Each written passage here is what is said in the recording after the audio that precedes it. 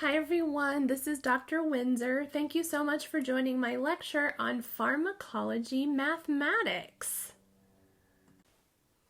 After this lecture, you will be able to define terms and abbreviations associated with Pharmacology Mathematics and recognize symbols used in basic math and measurements. You'll also be able to convert civilian time to military time, as well as convert between fractions, decimals, and percentages.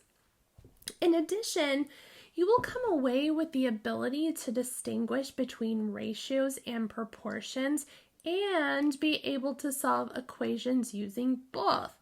We'll also learn how to convert between Fahrenheit and Celsius. I will also discuss other systems of measurement along with their medical applications. And lastly, I will cover various symbols of measurement as well as measurement equivalents. And as they say, there is no time like the present, so let's get started, shall we? First on our list of things to discuss is military time. Hospitals and other medical institutions use military time. You can take a look at figure 3.1 for a visual of how to read military and civilian time, or you can look at the chart that I've provided for you on your screen. The time that most of us use in our daily lives, I'm willing to bet, is referred to as civilian time. Military or international time is considered a more precise method of expressing time, and it's typically used by medical facilities, law enforcement, and the military, hence the name military time. An important thing to note with military time is that we do not need to use AM and PM like we do when we write civilian time. I'm happy to report that military time is very similar to civilian time in the morning hours from midnight to noon. So take a look at the left side of the chart on your screen where it says military equals civilian. You'll see that 12:01 a.m. in civilian time is written as 0001 hours in military time. 1 a.m. is going to be written as 0100 hours, 2 a.m. is written 0200 hours, and so forth. Afternoon time. This is where things get a little bit tricky. Afternoon, we're going to write military time in increasing 1 hour increments. For example, 1 p.m. in civilian time is 1300 hours. 2 p.m. is 1400 hours, and 3 p.m. is 1500 hours. So how would you write 10:30 p.m.? It would be written as 22:30 hours. Sometimes it's necessary to convert between military and civilian time. So to do that, we're either going to subtract or add the number 12. For example, let's say that we know that it's 1900 hours. That's military time, right? So to convert that to civilian time, we're going to subtract 12. So if we subtract 12 from 19, that gives us 7, which would be the civilian time of 7 p.m. So when converting from military time to civilian time, afternoon, we're going to subtract 12. We also want to remember to add the colon when we switch back to civilian time. So it would be 7:00 p.m. Okay, it's your turn to practice. Let's say that it's 21:05 hours military time. Go ahead and calculate the civilian time. What did you get? When we subtract 12 from 21:05, we get 9:05, right? Then we have to add the colon and include the PM. So how did you do with this? I found personally that setting my phone or watch to military time really helped me to learn this concept and get it down pat. So that might be something that you want to do as well. Now that you know how to convert from military time to civilian time, converting civilian time back to military time should be a breeze. Now we're just going to do the opposite thing. Now we're going to add to any time that is afternoon the number 12. For example, if it's 1 p.m. civilian time, it's 13 hours military time because 1 plus 12 equals 13. What about 5:45 p.m.? What is 5:45 p.m. in military time?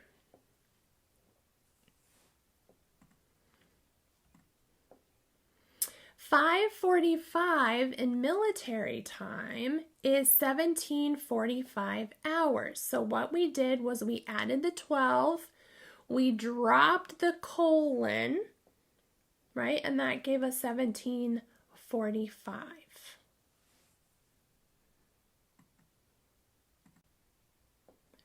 In addition to a unique presentation, military time has another distinction, which is its pronunciation. Take a look at table 3.1 and you'll see the conversions between military time and civilian times. 5 a.m. is pronounced 0500 or 0500. Similarly, 1646 is pronounced 1646 hours. 1209 is pronounced 1209 hours or 1209 hours. It's important to note here that midnight can be written in two different ways. We can write it as 2400 hours, or we can write it as 4 zeros, 0000. So we would either say at midnight that it is 2400 hours or that it is 000 hours. So let's talk a little bit about fractions. That's enough talk about military time. A fraction is a number that represents a part of a whole. For example, let's take a look at this delicious pepperoni pizza, which is my favorite kind of pizza. Now, do me a favor and count how many slices there are. Did you get 8? That's what I got. Okay, so then we can go as far as to say that 8 pieces is equal to one whole pizza. Would you agree? Now, let's say that I eat 2 pieces of those pizza. That I eat 2 pieces of that pizza. So how much did I eat? Well, if I ate 2 of the 8, we could represent this as a fraction and say that I ate 2/8 of the pizza. So as you can see, a fraction has 2 parts, and those 2 parts can be arranged in one of 2 ways. The top number or first number is called the numerator, and the numerator tells how many equal parts we are interested in. Let's go back to the example of me eating 2 pieces of pizza, right? So the numerator is 2. It's the number of parts that we're interested in. Then the bottom number or second number, we call that the denominator. The denominator tells us how many equal parts into which the whole was divided. So we said that our pizza was divided into 8 pieces. So back to the pizza for a minute. Can you write a fraction that represents how much is left? How much is left? Well, I ate 2 pieces and we started out with 8. So that means 6 of the 8 pieces of the pizza are left. So that means 6/8 of the pizza is left.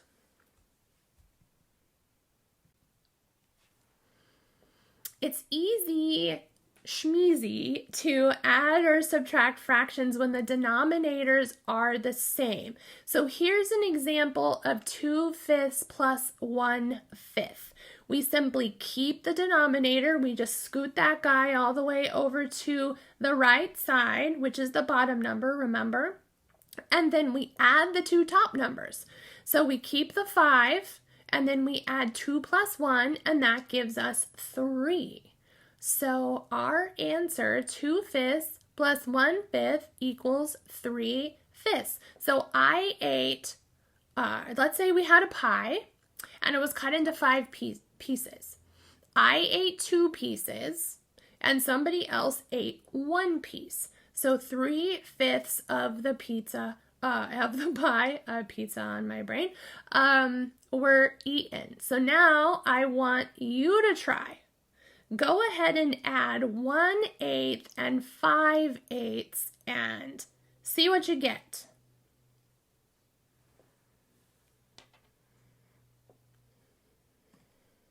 All right, so when you add 1/8 and 5/8, you keep the denominator and just scoot that all the way over to the far right, and then you add 1 plus 5 and you get 6/8.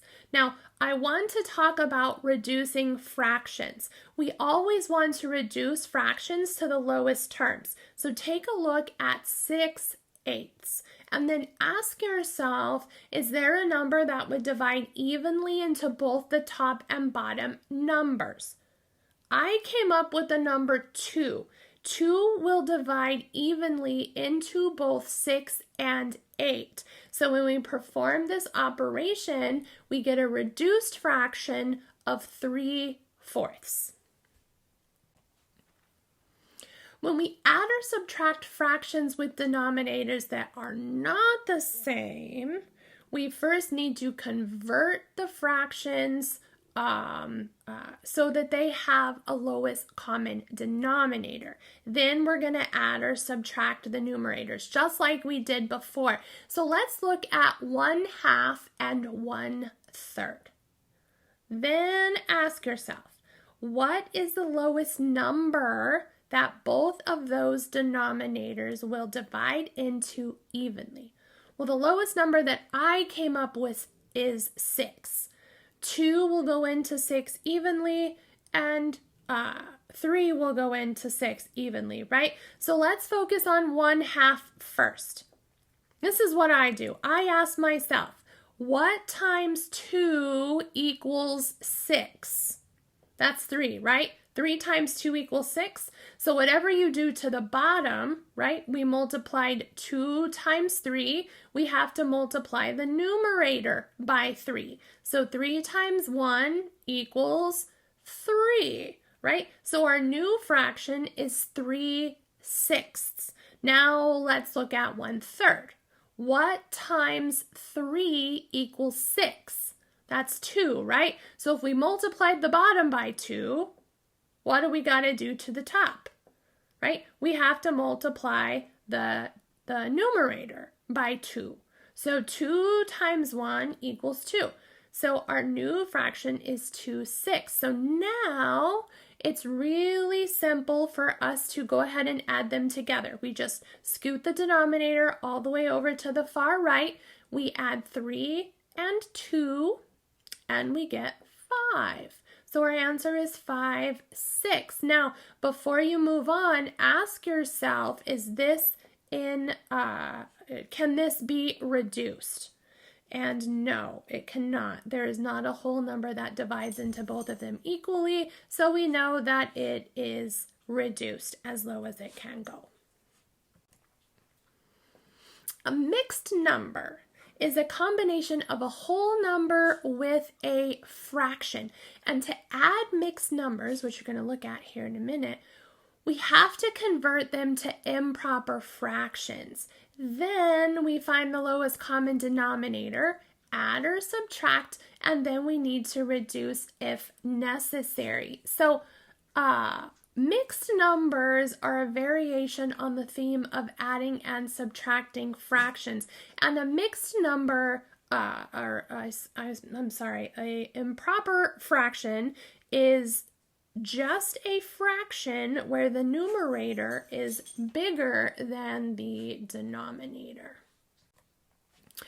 Okay, so now we're going to review adding and subtracting mixed numbers. So take a look at this example. Here we're wanting to add 4 2/3 to 1 1/6. So first we have to change the mixed numbers into improper fractions, and it's pretty easy to do that. Remember, like I said, an improper fraction is when the numerator is bigger than the denominator. So a mixed number can be changed into an improper fraction in 3 simple steps. So the first thing that we're going to do is we're going to multiply the denominator of the fraction by the whole number. Remember, the denominator is the bottom number. So that's the first thing that we're going to do. And then we're going to add the numerator to the result obtained in the first step. Then we're going to use the result from step 2 as the numerator of the new fraction, and we're going to keep the original denominator. So let's work through changing 4 2/3 into an improper fraction. So first, we're going to multiply the denominator, which is 3, by the whole number, which is 4, and then we're going to add the numerator, which is 2. So 3 times 4 is 12, plus 2 is 14.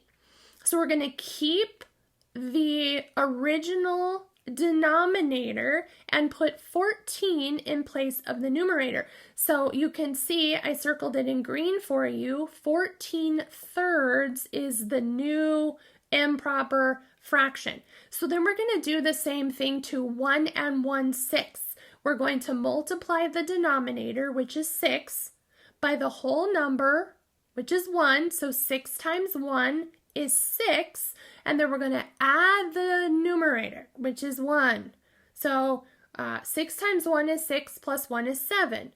We keep the old denominator and we replace the numerator with the new number, which is 7. So now we've converted both of our mixed numbers to improper fractions, and we have 14/3 plus 7, 6. But look at the denominators. What is going on there, right? The denominators are not the same. And in order for us to add or subtract, the denominators have to be the same. So let's find a new lowest common denominator. Did you find one? I came up with 6, right? Because 6 will go into itself once and 3 will go into 6 twice, right? So now all we have to do is ask ourselves, how many times does 3 go into 6? 2, right? So if we multiplied the bottom number by 6, by 2, we have to multiply the top number by 2 as well, and 14 times 2 is 28. So our new fraction is 28/6, and then the other one stays the same because essentially we would multiply the top and bottom by 1. Right? So it stays 7/6, and now it's easy schmeezy to add them together. 28 plus 7 is 35, and we keep the denominator. We scooch that over, so we end up with 35/6. So are we done here? No, we're not, because we can't leave this as an improper fraction. That's against the law. So we have to change it back into a mixed number. And the way that we do that is we divide the denominator, the bottom number, up into the numerator. So how many times does 6 go into 35? Well, it goes into there 5 times, which is 30, right? 6 times 5 is 30, and then we still have 5 left over. So we would write this as 5 and 5/6. So as with adding and subtracting fractions, the key with multiplying, dividing is to remember to reduce to lowest terms. And we've already been practicing that a little bit. But multiplying fractions is very, very easy. We're simply going to multiply the numerators together and the denominators together. It's super fun. You guys are going to love it. So let's look at an example on the next slide. So here are some simple examples to illustrate multiplication and division using fractions. So first we're going to look at multiplying fractions. Then we're going to discuss what we have to do to divide them. In this first example, we're asked to multiply 2/3 by 1/4. So we're just going to work straight across. Like I said, this is really easy. We're going to multiply 2 times 1, and that gives us 2. And 3 times 4 gives us 12. So 2/3 times 1/4 equals 2/12. But take a look at 2/12. Did you notice that it's not reduced? We want to make sure that we reduce our fraction.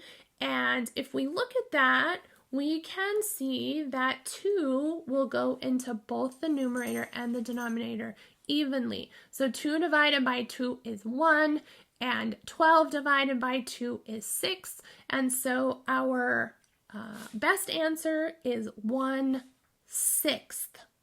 Okay, now dividing is going to be almost as easy, I promise. We just have to perform a little trick and then we're going to multiply. So the trick is called taking the reciprocal. And this means that we're going to take the second fraction in the problem and we're going to flip it. We're going to turn it upside down and then we're simply going to multiply. Isn't that so easy?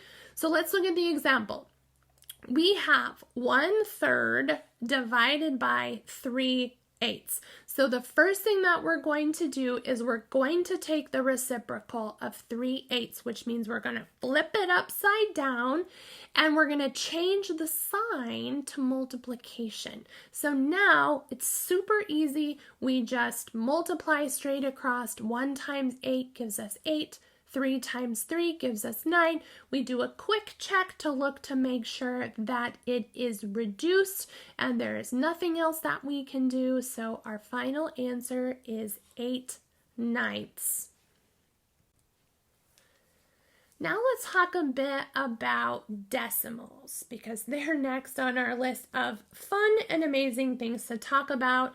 And they're a really good skill for surg techs to have because we're going to be working with decimals and calculating amounts of medications that are used during surgery on the surgical field. So decimals are basically a fraction whose denominator is a power of 10 and whose numerator is expressed by figures placed into the right of the decimal point. So for example, if we have a fraction 3/10, that's the same as 0.3.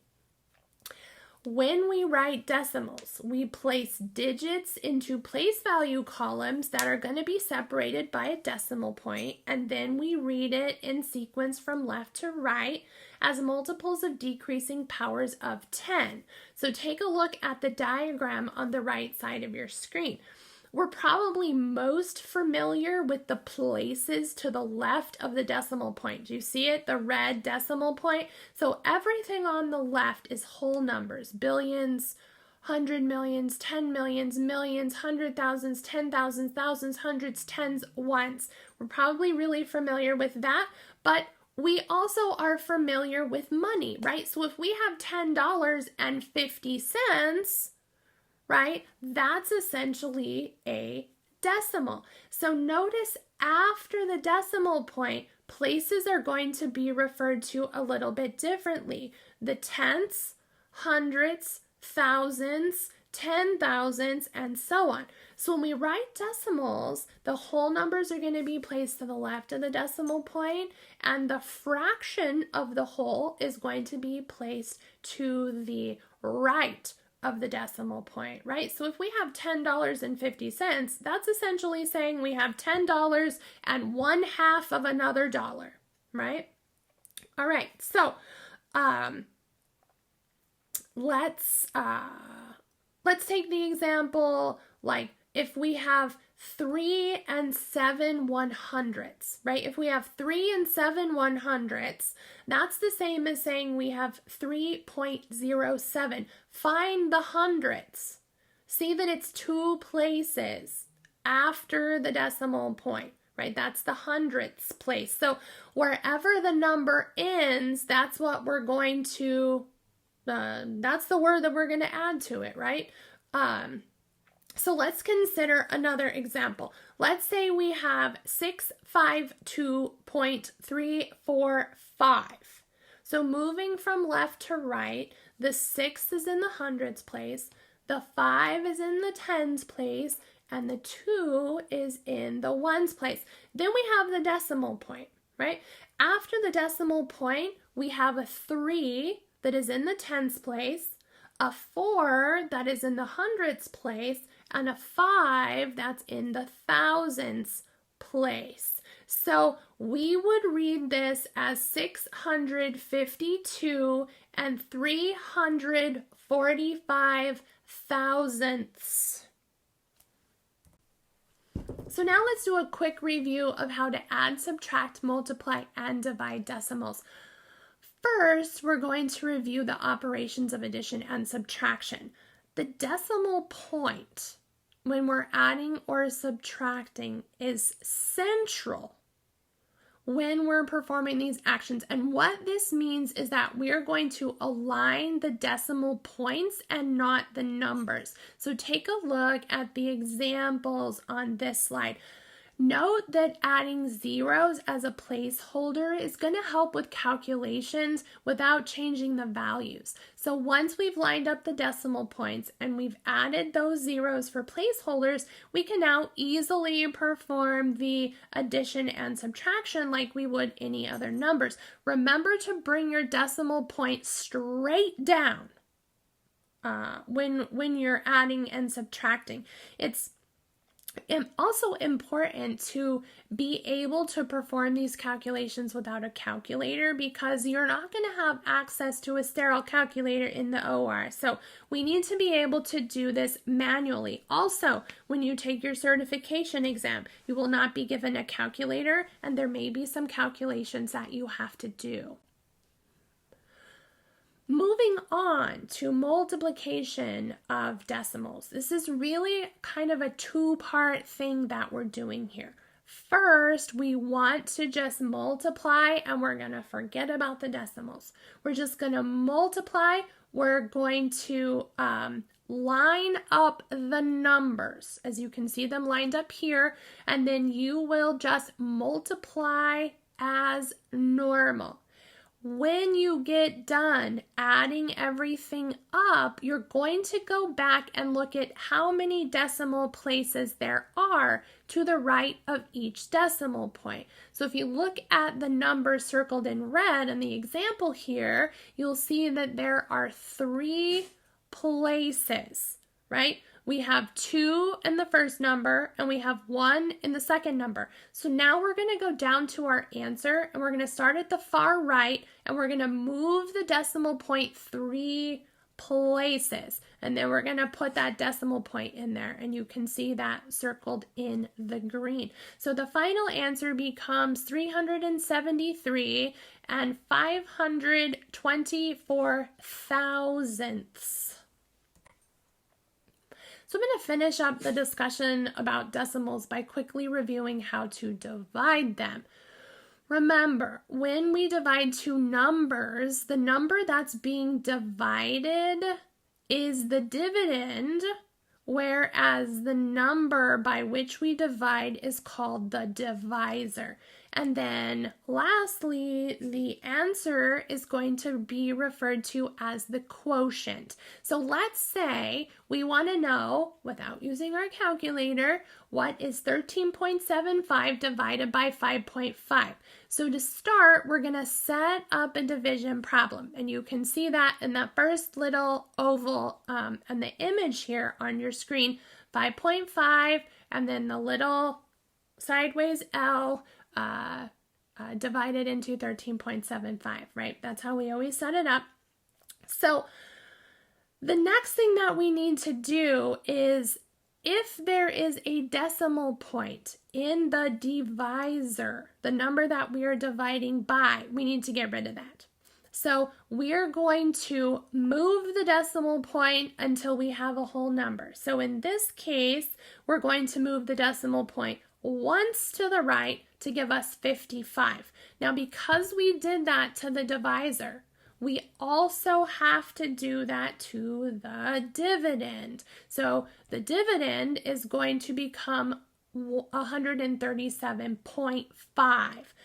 Now, look at that third little oval. We have 55 divides into 137.5. The next thing we want to do before we start dividing is move that decimal point straight up and put it there before we do anything else. And then we're going to perform our long division just like we always would. So here, when we work this out, we get an answer of 2.5. You can find some more info on division with decimals in your textbook. So be sure to look over those examples. Let's talk a minute about something called the order of operations. Now, there's a really helpful mnemonic to kind of keep us on the straight and narrow when we're performing these complex math operations or equations, solving these complex equations, right? So a helpful mnemonic that you might have heard is, please excuse my dear Aunt Sally. Or there's also an acronym, you may have heard that well, it's called PEMDAS. And PEMDAS is the one that I'm most familiar with, and this is going to help us remember the order of operations when we're performing those calculations that have multiple operations.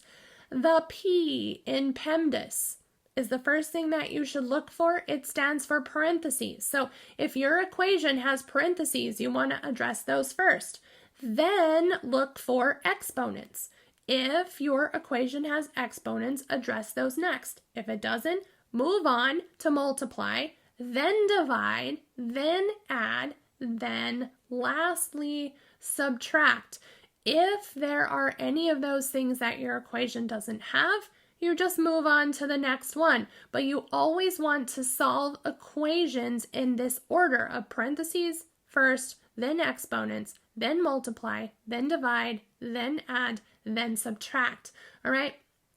I like to write this at the top of my paper when I'm solving a multi-step equation. Then I just slash through each letter as I go. I just ask myself, are there parentheses? If so, I'm going to solve that part of the equation first. Then I ask, are there exponents? If so, I'm going to go ahead and solve that next, and so on all the way down the list.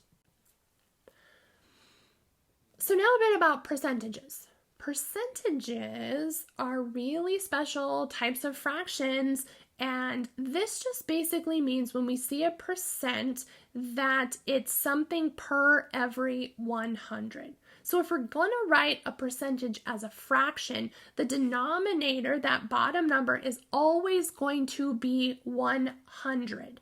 Then we're going to drop the percentage sign, and that number, that percent number that we dropped the sign from, is going to become the numerator, which is the top number of the fraction. So, for example, let's say that we have 25% and we want to write that as a fraction. What we're going to do is drop the sign and place the number over 100. So that's going to give us 25 over 100, or 25 100ths. But you see something going on here? this fraction can be reduced, right? 25 can go into both the numerator and the denominator evenly. So we reduce this and we get 1/4. A common medication that surgeons use as local anesthetic during surgery is 1% lidocaine. So if you're going to write this as a fraction, how would you write that? 1%. Right? You would drop the sign of the 1 and put it over 100. So we would get 1/100th. That's what 1% is. So when we're specifically talking about medication percentages, this implies that there's going to be 1 gram of solute, the good stuff, to 100 mLs of solvent, which is most of the time is water. Or per every 100 milliliters of solvent, water, let's say, there's going to be 1 gram of solute dissolved in it, or the good stuff, the medication, right?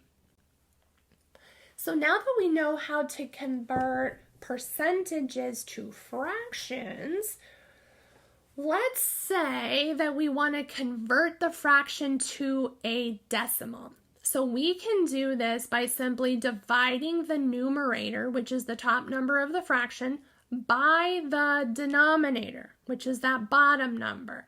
If we want to convert, let's say, 1/4 to a decimal, we're going to divide the 1 by 4. 1 divided by 4 equals 0.25. That's a quarter, right? There's 4 quarters to a dollar. So if we have 1/4, that's a fourth, right? 25, 0.25. So be sure that you put a 0 in front of the decimal if there is not a whole number. This is extremely important and it's very helpful in reducing medical errors. So never just put point something. Always put the 0 there if there isn't a whole number. Now, to convert decimals to fractions, the decimal becomes the numerator and the denominator is going to be over a power of 10. And an easy way to do this that I have found is simply count how many places to the right of the decimal. Then you're going to write a 1 followed by that many zeros for the denominator. So for example, let's say we have 0.95, right? There's 2 decimal places after the point. We got the 9 and we got the 5. So 0.95 is the same as 95/100ths, right? 95 over a 1 and 2 zeros because there's 2 places to the right of the decimal. So can this be reduced? That's my question. If we have 95/100ths, can we reduce that? Yes, you bet your bibby we can. We can divide by 5. Right? 5 goes in evenly to 95 and 100. So when we reduce this, we get 19/20ths. So I want to talk about 2 ways that you can find the percent of a number. And sometimes this is just intuitive in your brain and you don't need to do any calculations. You can just look at it and you can say, oh, yeah, that's 10% of 100 is 10. Maybe you can do that in your head. If so, that's amazing. If not, let me talk about 2 ways that we can calculate it. So first, what you can do is you can change the percentage to a fraction or a decimal and then replace the of with a multiplication sign. So that is the example that you would see on the left side of your screen right now. So the first thing, like I said, we're going to do is convert 10% to a decimal or a fraction. Now, to convert 10% to a fraction, remember 10% is whatever the percent is over 100. So we're going to drop the sign from the 10 and we're going to place it over 100 and that gives us 10/100ths or 1/10. Now we can multiply that out, or if we want to, we can go one more step further and convert that to a decimal, which I think is easier for multiplying, but if fractions make sense to you, you can definitely do it that way too. And we're going to convert 1/10 to a decimal by dividing the numerator by the denominator. So when we do this, we get 0.10. Now we're going to plug this into the equation and multiply by the 100. So 0.10 times 100, we literally are just moving the decimal places two places to the right because 100 has 2 zeros in it, and our answer is going to be 10. All right. Another way to solve this problem is to use the formula is over of equals percent over 100. So this is the method I use if I am solving something with a percentage. But again, there's more than one way. The book talks about, the first method that I spoke of, and this is just another one. Whichever one makes more sense to you, you can get there both ways. So when we're using something like is over of equals percent over 100, this is called a proportion. So here we're going to simply plug in what we know. So let's go back to the problem. So look at this little orange scroll on your screen. I kind of wrote this out for us. So the problem asks, what is 10% of 100, right? What is 10% of 100? Is the unknown. What is 10% of 100? So we're going to write this out as is over of equals percent over 100. So the is what's unknown. So that's x. We're going to let x represent the unknown over 100. That's the of. Remember, of 100. And then we're going to put that equal to 10 over 100, percent over 100. Then we're going to cross multiply and we're going to solve for x. So when we do this, we get 100x equals 1,000. And then we can simply divide by 100 on both sides to get x by itself. This is basic algebra here. And that's going to give us the same answer of x equals 10.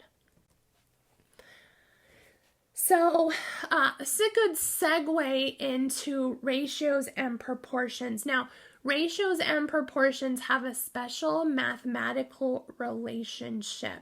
And a ratio is a comparison of numbers, and it can be written in one of three ways. It can be written as A colon B, A/B, or A over B. So those are all acceptable. So let's say we have 10 students in the Surge Tech lab and we have one instructor. So this could be written as a ratio of 10 to 1. So we can write it 10:1, 10/1, or 10 over 1, right? And that would give us the ratio of students to instructors. Measure plates. Measure plates are used for split thickness skin grafts in surgery, and they're one example of how ratios are used in surgery. Now, the measure plates are used to cut these little slits into the skin graft, and this is going to increase the surface area, and it's going to allow fluid to exit, so hopefully a seroma does not collect underneath the graft, because that is going to inhibit the healing process. So the measure plates may have ratios of 1:2, which means one graft is going to be able to cover twice the surface area. 1:3, one graft could cover 3 times the surface area, or even 1:9, where one graft can cover 9 times the surface area. So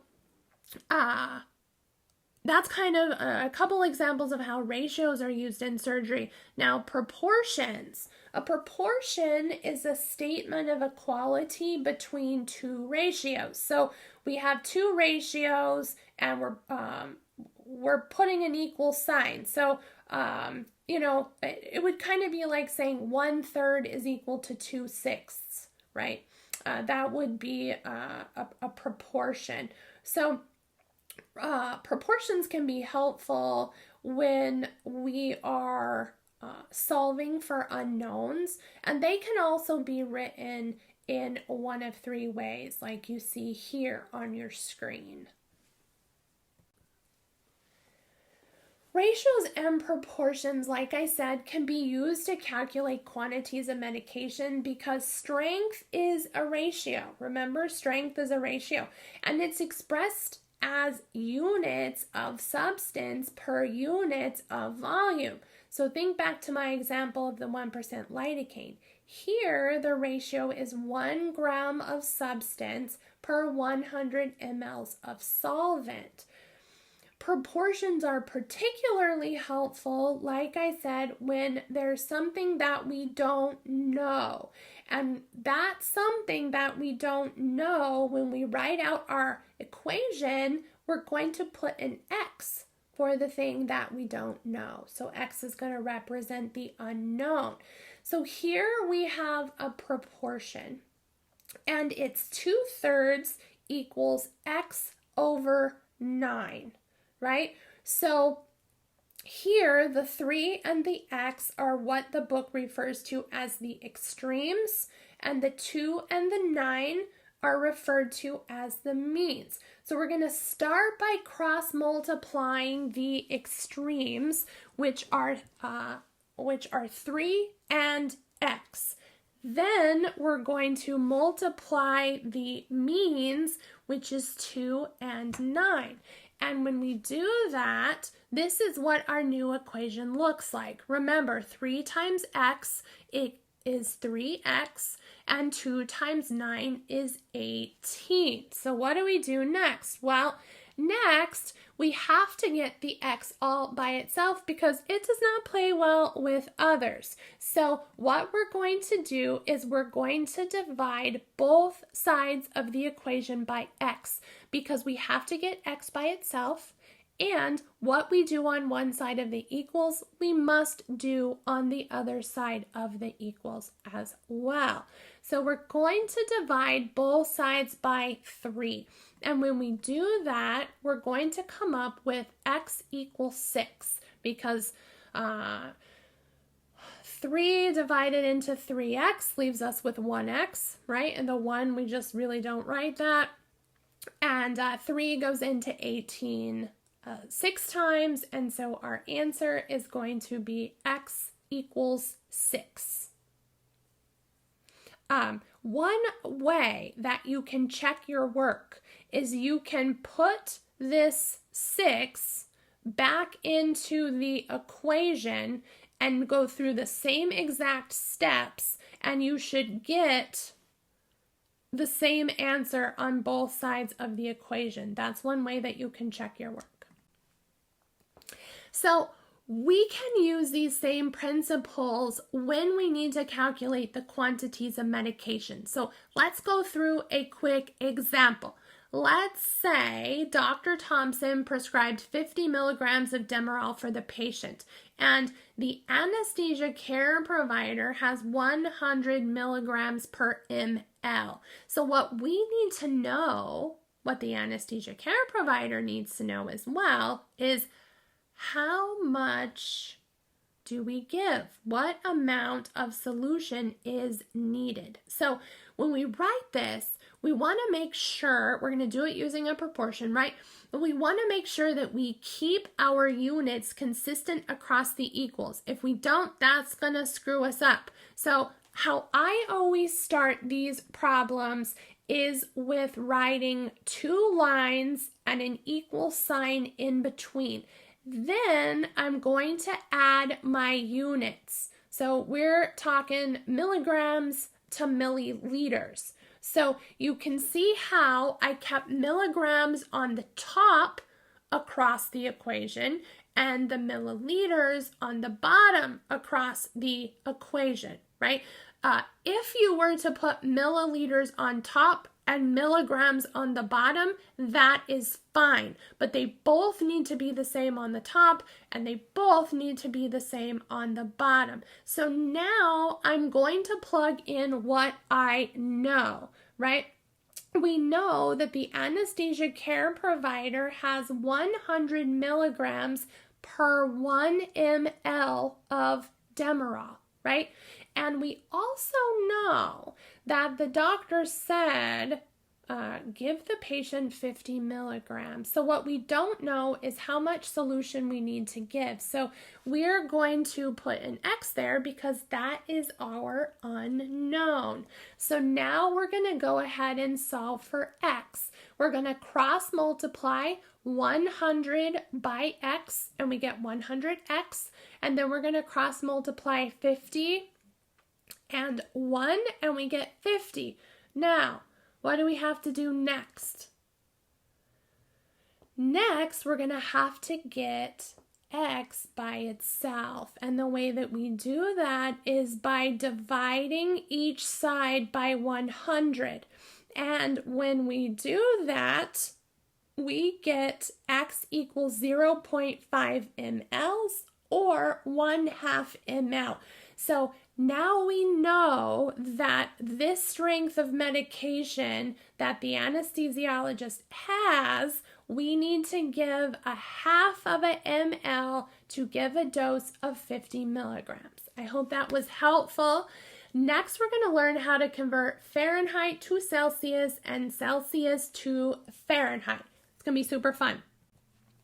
Okay, so if you look in your textbook, figure 3.4 shows Fahrenheit and Celsius scales. Now, temperatures play a central role in the surgical setting because if our patients get too cold, that is not a good thing, all right? So patient's body temperature is vitally important and it's constantly monitored during surgery. So here we see the two formulas for converting the two between the two temperature scales, so Celsius and Fahrenheit. When converting Fahrenheit to Celsius, we're going to use C equals 5/9 times F minus 32. And when we're converting Celsius to Fahrenheit, we're going to use Fahrenheit equals 9/5 times C plus 32. So let's work through one of each of these on the following slides.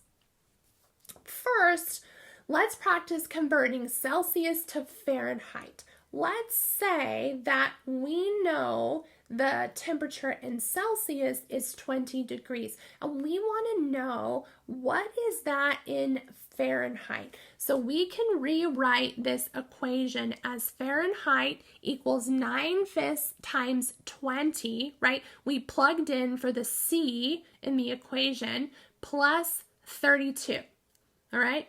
So remember, one thing I want to mention first is that I have found that the easiest way is to just memorize the decimal for 9/5. You can keep it as a fraction if that works for your brain, or if you would like me to go through solving it as a fraction, you can reach out to me and let me know. I can definitely help you with that as well. But here I chose to convert 9/5 to a decimal, and that is 1.8. So let's rewrite this equation as F equals 1.8 times 20 plus 32. Now we have some decisions to make. What order of operations do we use? Well, we can use PEMDAS to keep us on the straight and narrow. And the first thing that we want to look for is parentheses. And we do have parentheses. So we're going to solve that part first. 1.8 times 20, that equals 36 when we do the math. And we can rewrite the equation this way. F equals 36 plus 32. Now, do we have exponents? No. Do we have multiplication or division? No. Do we have addition or subtraction? Yes, and that is the last operation that we need to perform to solve this equation. So let's do that operation next. 36 plus 32 equals 68. So our answer is F equals 68 degrees Fahrenheit. And don't forget to include your units because that is really, really important. Okay, so now let's practice converting Fahrenheit to Celsius. Let's say that we know the patient's temperature is 98 degrees Fahrenheit, but we want to know what that is in Celsius. So we can rewrite the equation as C equals 5/9, and then we're going to plug in what we know for F, which is Fahrenheit, and get 98 minus 32. Now again, I chose to convert 5/9 to a decimal, and that's 0.55555 on forever. So I just moved that out 3 decimal places and called it 0.556. So we're going to rewrite that as 0.556 times 98 minus 32. All right, so now what do we got to do, right? Think about PEMDAS. Do we have parentheses? Yes. So let's do that first. We're going to subtract 32 from 98, and we're going to rewrite our equation as 0.556 times 66. 98 minus 32 is 66. Now we ask ourselves, are there exponents? No. Is there multiplication or division? Yes. So that's really the last thing that we have to do. And we're going to multiply those two numbers together. And when we do that, we get 36.7 degrees Celsius. And remember to always include your units. So just as there are different scales for temperature, there's also different scales of measure. And in the hospital setting, the metric system is what we are going to use. The metric system is utilized by the majority of the world, except for the United States. We're having a hard time getting on board with this, but the metric system is the international standard of weights and measures that's preferred for prescribing and administering medications. Now, the metric system includes length, volume, and weight, and those are measured against certain units called base units. Now, the meter, it refers to the length of something, where the liter refers to the volume and the gram refers to weight. If you take a peek at table 3.5 in your textbook, you'll see some common metric prefixes such as micro, milli, centi, deci, and then the base unit, which is meter, liter, gram, and then deca, hectare, and kilo. Now, any prefix can be used with any base unit to indicate a measurement. So take a minute and look at this image on your screen and locate the word unit on the line on the image. Do you see it there, kind of centered in the middle of the line? Now, this refers to meters, liters, or grams, right? Now, each move we make to the left is going to increase by tenfold, all right? 10 times. And then each move we make to the right of the base unit is going to decrease the size by 1/10. For example, a decimeter is 1/100th of a meter, while centimeter is 1/100th of a meter. And then if we have a decameter, that's 10 times 1 meter. Right? So take a look at table 3.6 to see a little bit more about unit conversions. To make comparisons between measurements, sometimes we have to use conversions. And because the metric system is based on the decimal system, conversions can be pretty easy, right? We like easy. So all we need to do is recognize the correct multiple of 10 indicated by the prefix. That's why it's important to know what kilo, hecto, deca, deci, centi, milli, micro, what all of those mean. That's going to help you out a lot. So this slide shows the method for converting length units. Now, the base unit of length, like I said, is the meter. And that is 100 centimeters or 1,000 millimeters, right? So centi means 100th. So a centimeter is 1/100th of a meter.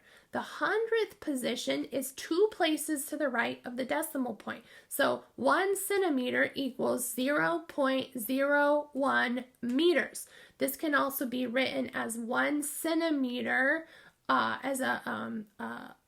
1 centimeter per one. Sorry, let me start over again.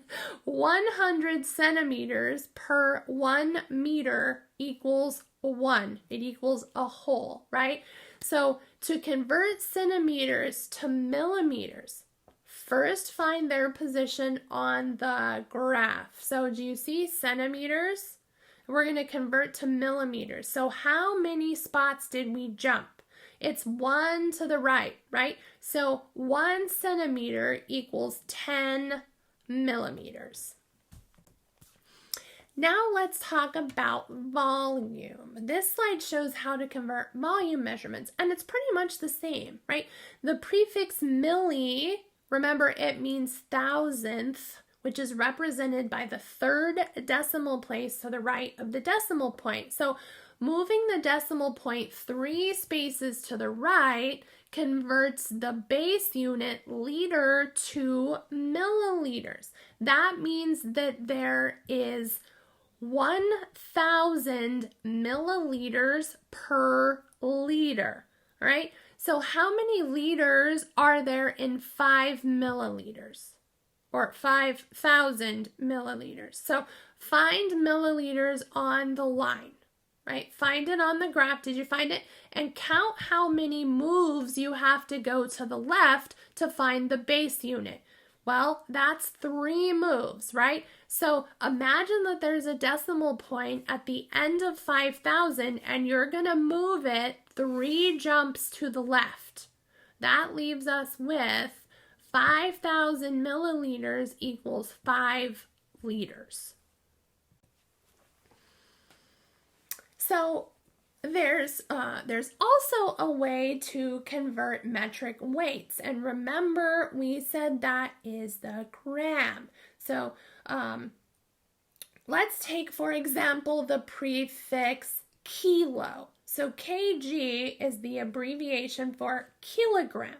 Kilogram means 1,000 grams. Look at the unit. And then we move 1, 2, 3 jumps to the left, which means we're going to add 3 zeros. So 1 kilogram equals 1,000 grams, right? The thousand space, like I said, is 3 jumps to the left. Now, to convert grams to milligrams, we're going to move from unit, and then we're going to find milli, and that's 3 jumps to the right. So as we move 3 spaces to the right, we know that 1 gram is equal to 1,000 milligrams.